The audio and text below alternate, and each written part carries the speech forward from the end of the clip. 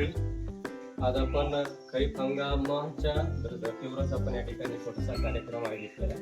या कार्यक्रमामध्ये आपण गोप्रपामृत तयार करणे आणि भात पिका बियाण्याची बीज प्रक्रिया करणे, त्याची उगवण तपासणी आणि जीवामृत तयार करणे यावर आपण मार्गदर्शन आयोजित केलेलं आहे।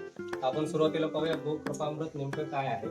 गुजरातचे जे बन्सीगीर गोशाळा आहे सुतारिया साहेबांची, त्यांनी काय केले, गाईचं ताप आणि मातीची जी जीवाणू जी आहे ते एकत्रित केले आणि त्याचे एक सोल्युशन तयार केले, त्याला गोप्रपामृत त्यांनी नाव आणि त्यांनी वारंवार त्याचा वापर करून त्याच्यामध्ये पुन्हा वाढ होत गेली। त्यामुळे 41 प्रकारचे जीवाणू आणि बुरशी उपलब्ध आहे। आपल्याला काय करायचंय, ताप आणि गुळ आणि गोप्रपामृत याचं मिश्रण आपल्याला या टाकीमध्ये टाकायचे आणि त्यापासून आपल्याला गोप्रपामृत तयार करायचं। याचा फायदा कशासाठी होतो, तर हे गोप्रपामृत आपल्याला पालापाचोळा, शेणखत हे कुजवण्यासाठी कामात येतं। म्हणजे आपला आंबा, काजूच्या बागेमध्ये आपण शेणखत, पालापाचोळा टाकतो, तो लवकर कुजत नाही।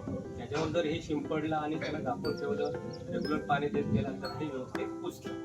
ठीक आहे, त्यासोबतच याचं जर फवारणी पिकांवर केला तर यामध्ये काही जीवाणू बुरशी काय करतात, कीड आणि रोग जे झाडाला होतात त्याच्यावर याचा परिणाम पाहायला मिळाला। ठीक आहे,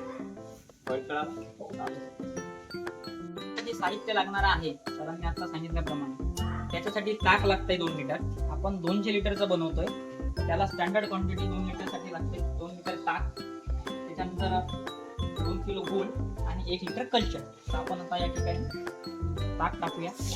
देशी गाईचं ताक टाकतोय आपण, देशी नैसर्गिक गूळ बारीक करून टाकायचा। ऑलरेडी आपण बारीक केली, क्रश केलेला आहे।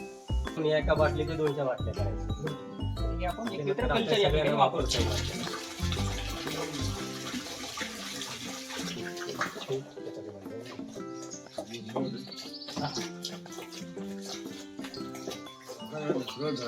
बरोबर, म्हणजे पृथ्वीची जी वैश्विक गती आहे त्याच्यानुसार घड्याळाच्या काट्याच्या दिशेने आपल्याला ते ढवळायचं।